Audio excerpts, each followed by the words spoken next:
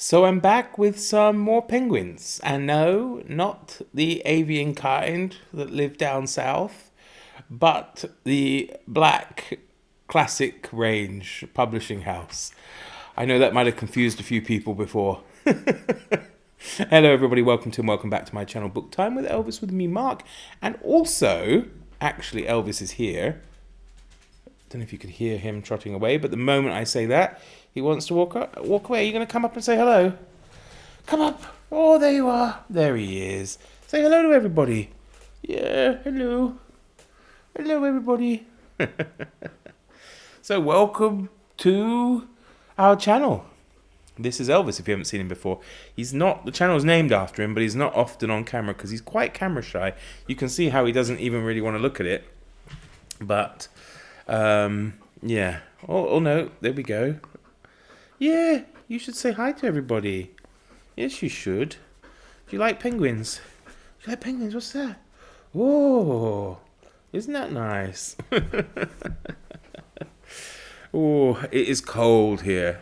He's going to be very happy because soon we'll have probably tons of snowfall, and he loves it. He loves just kind of hoovering it all up and eating it and chewing it and whatever else he does with it, but he really enjoys it. Me, on the other hand, not so keen. My flat here is quite drafty. But in case you're not aware, I am actually in the process of having a house built, and you can head over to my channel. I'll leave the link below, My Little House in Bohemia, and check out the progress if you're at all interested in doing so. But anyway, back to the penguins. Let's start off with another, which I mentioned a few times in the last video, another Honoré de Balzac, A Harlot High and Low, which I believe is seen as a sequel to Lost Illusions, so that would be good. I haven't read this yet, but I have read Lost Illusions, and I thoroughly enjoyed it. And something I read for the first time this year, actually, which I also very much enjoyed and found it rather funny, is Alexandre Dumas' The Tree? I can't do that again. The Three Musketeers, which is here, and it has kind of a good cover. And Richard Pevear is the translator of this edition. Although, actually, I have to confess something here. I have this edition, but I didn't read this one. I actually read it as an ebook, and I read the Lawrence Ellsworth translation. So I can't tell you yet if this translation is very good. However, the Lawrence Ellsworth one was absolutely wonderful. So there we go. And next up, another Alexander, but this time Alexander, I guess, Pushkin. And it's Novels, Tales, Journeys, The Complete Prose, which is also translated by Richard Pevear and his partner, Larissa Volokonsky. So he's obviously a man with many strings to his linguistic bow. So there we go. I've dipped in and out of this, but I haven't read it all. It's not particularly big, because obviously Pushkin's known more as a poet. But yeah, that's something I want to get into next year, as I hope to come to grips with several of the Russians. We have up next a real classic of English early novel, perhaps one of the earliest proper English novels, which is Daniel Defoe's Robinson Crusoe there, which I read coming up to 2 years ago in the inaugural August of Adventure. It was one of our group reads. We had a different group read a week, but as you can see, this book isn't particularly big, and none of the others were either. And then moving on, we have another Honoré de Balzac, and it is, this time, Lost Illusion, which, as I said, I really enjoyed, and I can't recommend it enough. Give it a go if you've never read Balzac before. Very entertaining, very well done.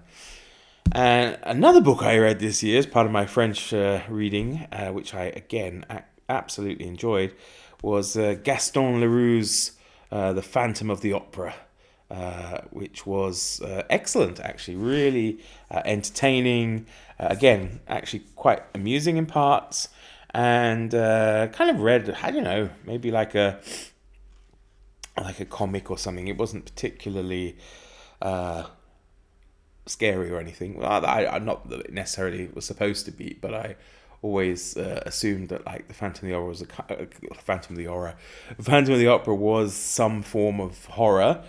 And maybe I suppose it is, but it's instead actually just a very enjoyable and fun read actually. So check that out if you have never read it. And then we have a book, non-fiction, book of letters actually, from one of my favourite people in history. I haven't read it all the way through because these things are kind of fun to dip in and out of. I have read one or two of the letters on my channel probably a year or so ago, and it's A Life in Letters here of Wolfgang Amadeus Mozart, and very entertaining, very interesting. He's an extremely interesting character.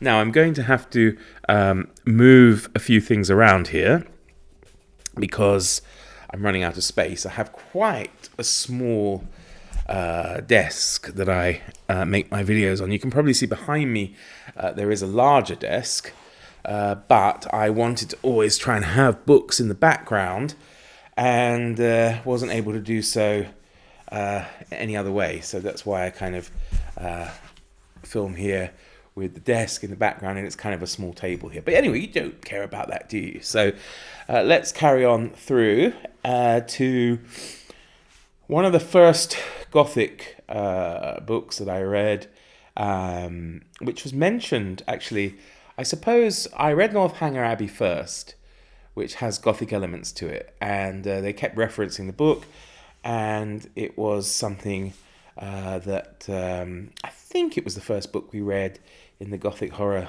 Book Club, which is run by Vin from Revenant Reads, and it's Anne Radcliffe's The Mysteries of Udolpho. And The Mysteries of Udolpho, to be honest with you, wasn't my cup of tea. It had some nice parts to it, but it dragged a bit, and the poetry in it kind of annoyed me, and I don't know. I wasn't a massive fan. I can see its importance, but I'm not sure it's something, sorry about the glare there, I'm not sure it's something I would read again, and I'm not sure Radcliffe is an author that I would necessarily return to. Another work of non-fiction here by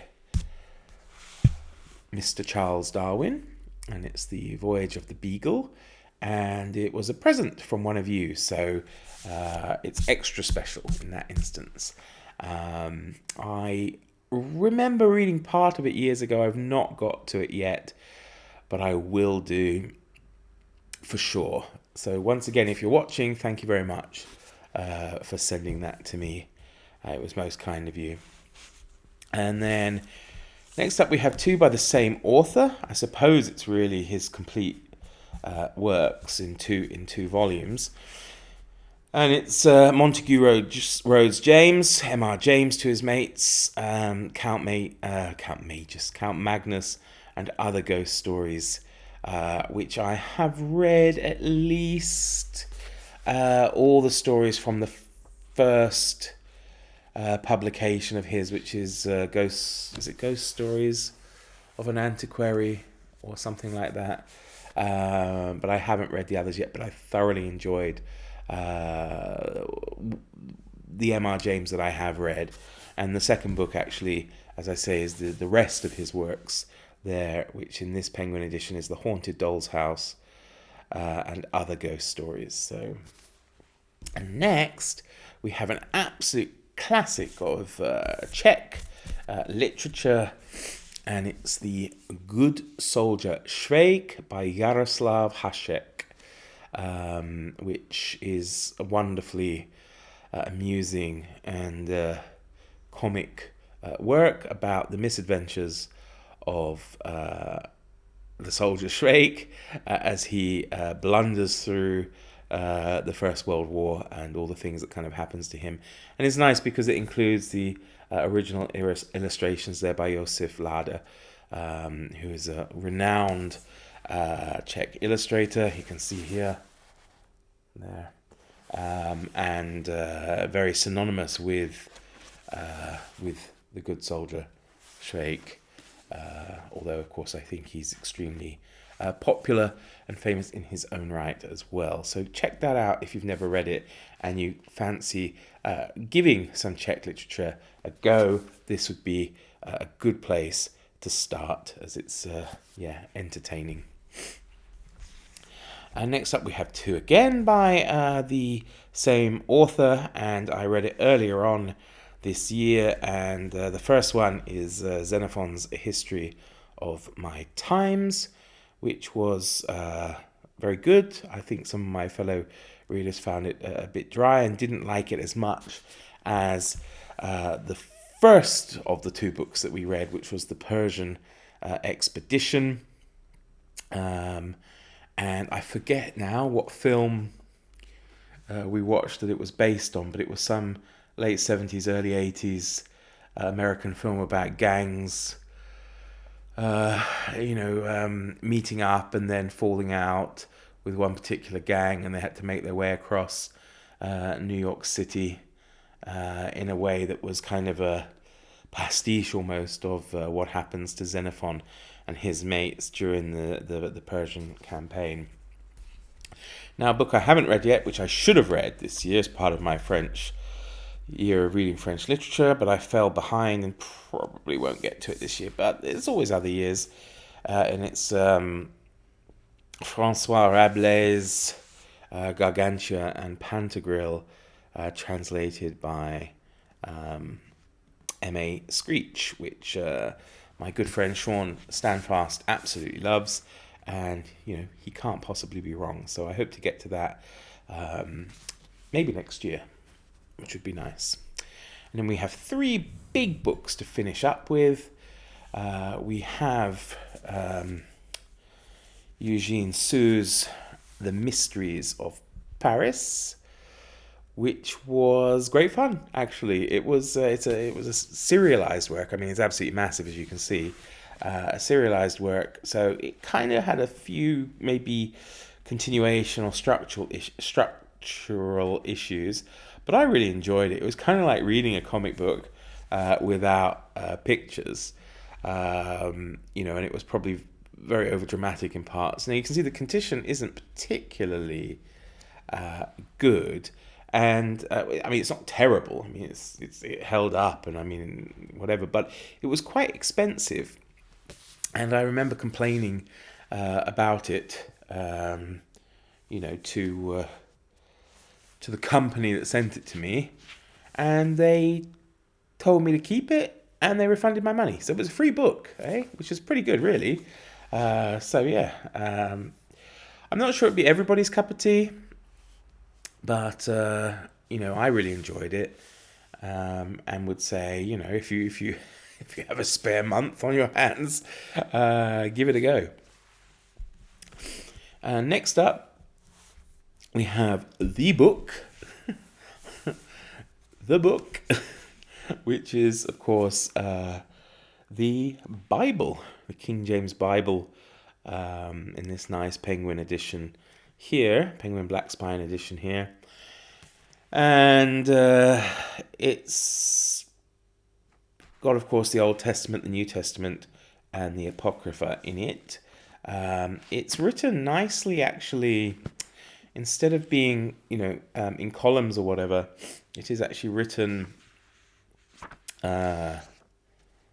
in proper pages like that. Yeah, so I don't know. I found it quite easy to dip in and out of. Now I have an ongoing project which I haven't mentioned yet on this channel regarding some stuff I'm doing with the Bible, and hopefully it shall see the light next year. Now I am not a religious person, but I felt it was very important to read the Bible, or at least to start reading the Bible. I haven't made a huge amount of progress yet, but I will let you know next year what's been going on with this. I think might be of interest to some people. And then lastly, I think that's all the black spines I've got. I do have no, I'm going to save that with something else because it's in a kind of collection, so I will not bring that one. I do have one more that's outstanding, which will make a guest appearance in another video. But the last one I've got is fantastic Japanese classic, and before you think, oh, it's the Tale of Genji, it isn't. It is, however, the Tale of the Heike, which, if you don't know, is an epic, Japanese epic collection of different books. It's done in verse. Now, I've not read this edition yet. I did read the fantastic translation by Helen Craig McCulloch, and I forget who published it. And I did have that. I'm not sure I have it anymore, sadly, because once my parents moved, I had hoped that they kept them, but kept it rather. But I have a terrible feeling they didn't. And I wasn't there, so I can't really make too many complaints about that. And perhaps I shall get it another time. It's often hailed as Japan's Iliad.